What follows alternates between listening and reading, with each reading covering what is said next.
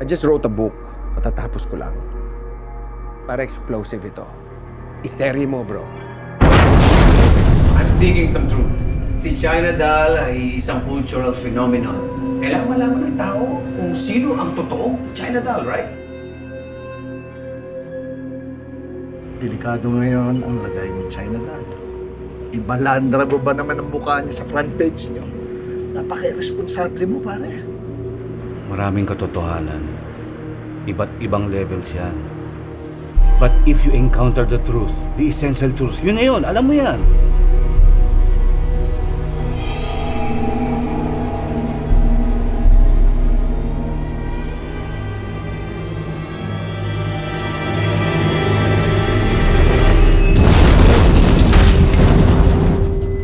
Putang ina mo!